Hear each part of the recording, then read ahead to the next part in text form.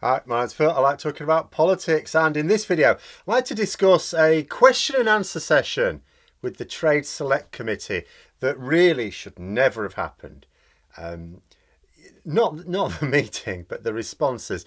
The response of we don't know to some incredibly obvious questions like, what are the net benefits of the post-Brexit trade deals that we are agreeing with New Zealand, for example?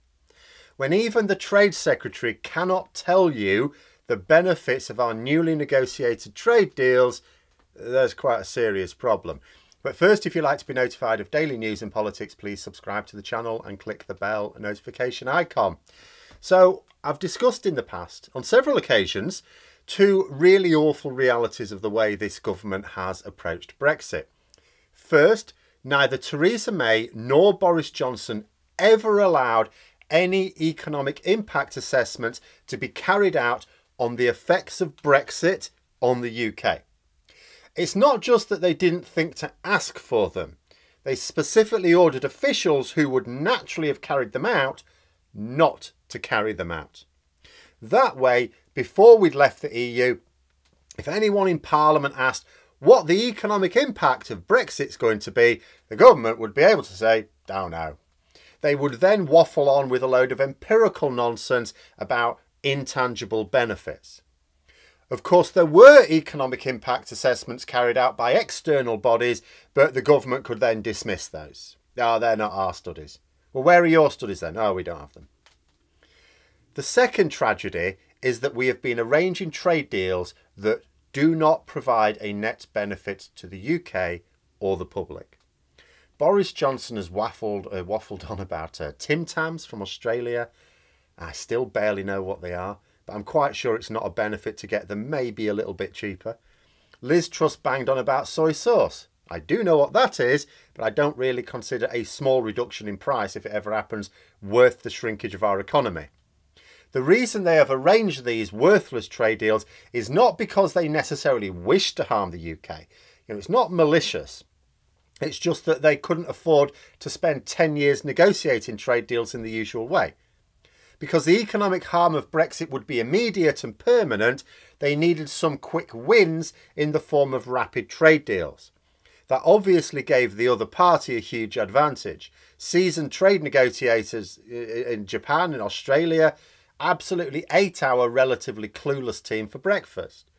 They know we had the pressure of time against us, so of course we got worthless deals. But the government knew the media would sell them as triumphs. I mean, if Labour had tried to do this, there's no way they'd get away with it. But the Conservatives can get away with it. So economically worthless, but politically valuable. Essential, in fact. I knew both of these things. So if you say to me that ministers at the very top of government have no way of arguing that our post-Brexit trade arrangements are even on par with EU membership, much less better, that's not news to me. But to hear it in a select committee still makes me shake my head. A question was put to the minister, Anne-Marie Trevelyan, who's taken over from Liz Truss's job now that she's the Foreign Secretary. So the question, taking the 4% reduction in GDP that leaving the EU has caused, she was asked, what is the increase from the New Zealand deal? The minister was being asked how much the New Zealand, because this was all about the New Zealand deal, it wasn't a random question, how much the New Zealand trade deal compensates for our Brexit damage. Trevelyan said she hadn't done those statistics. Now let's be clear here.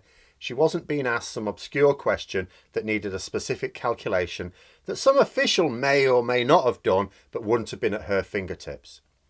All this MP was asking of the minister was, what is the boost to our GDP from the New Zealand deal?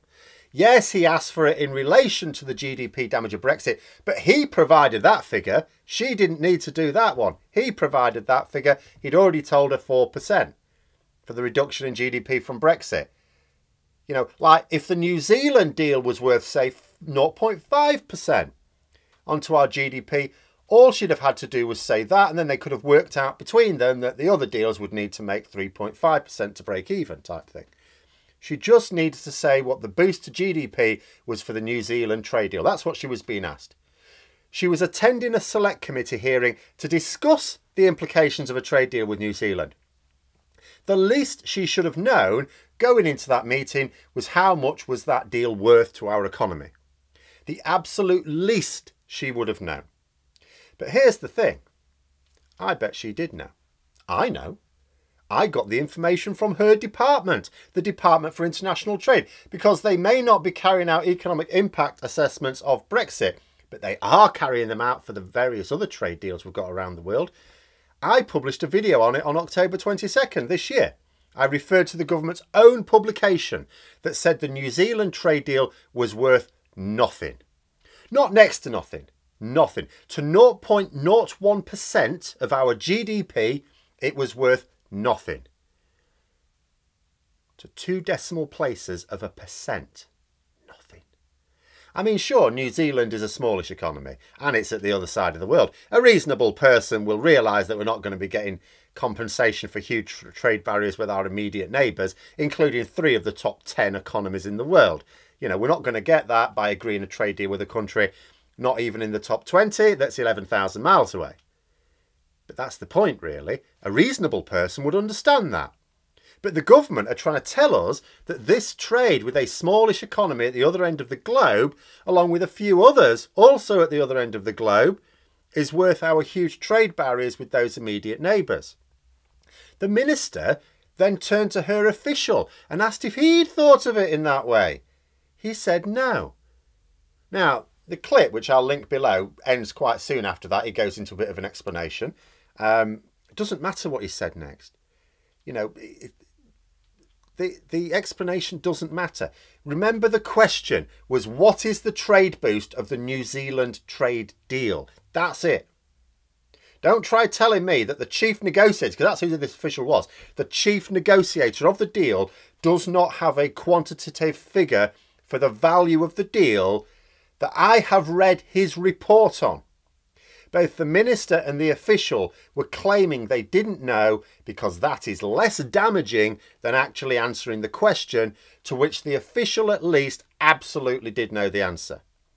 I am prepared to believe the minister was too lazy to read that report, but even that isn't a good look for the member of cabinet in charge of sorting out our post-Brexit trade arrangements. But this is the chief point of all this for me, though perhaps a long-winded way to get to it. The government consider it less damaging to not know the answer to questions, or at least to claim they don't know the answer to questions, than it is to know the answer is very bad. Because then they have to deal with it. You know, that minister replies that the deal is worth nothing to our GDP, and you can see where the questioning would go next. I mean, it did anyway, because everyone in that room knew the answer, but the minister didn't want to face up to it. And we've seen this sort of thing from members of the government, including the current and former Prime Minister. They don't want to face up to the answers to these questions, because then they have to explain what they're going to do about it. They're not going to do anything about it. Not because that's effort. You know, not everyone is as lazy as Boris Johnson. It's because there isn't anything to be done other than maybe reversing Brexit. The trade deals are a great way to look at a lot of the consequences of a hard Brexit. Our trade negotiating teams are quite new. There'll be some experienced negotiators in there, of course, you know, who will have worked with the EU, but relatively few and not used to working with one another in this way. The UK has not independently worked on trade deals for decades. That was one major weakness. We do not have the trade negotiators to deal with this, just like we don't have the experienced border officials to deal with customs and standard checks on EU imports, so we don't carry them out. The second weakness is time. As I already said, the government did not have a decade to deliver trade deals. They said we'd be signing them on day one of leaving the EU.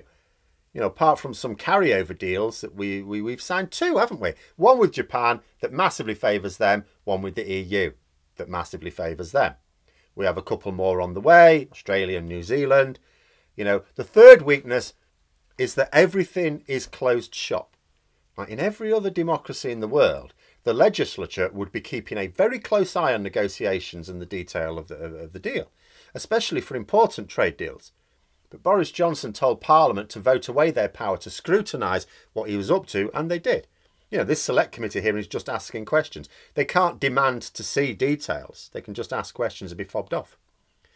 You know, so, you know, like I said, select committee hearings, but all the minister and officials have to do is claim ignorance and then bugger off until the next show of ignorance. This also gives an advantage to the other side. Don't give an advantage to our government. It gives an advantage to the other party, who know that the UK government don't mind signing off on something that would be unpopular in Britain, because that same government have gone to pains to make sure the public will never find out about it until it is far too late. Remember, although we have the government's assessment on these trade deals, which show that we gain nothing, we don't have the text of the agreement itself. There will be details that we are not going to find out about until it is all too late. It's an absolute shambles, which I did know about, but hearing it in a parliamentary committee like this was really something else. But those are my thoughts. Let me know yours in the comments below. Hope you found the video interesting. If you did, don't forget to click the like button. If you'd like to support the channel further, please also click the Patreon link for details. And until next time, I'll see you later.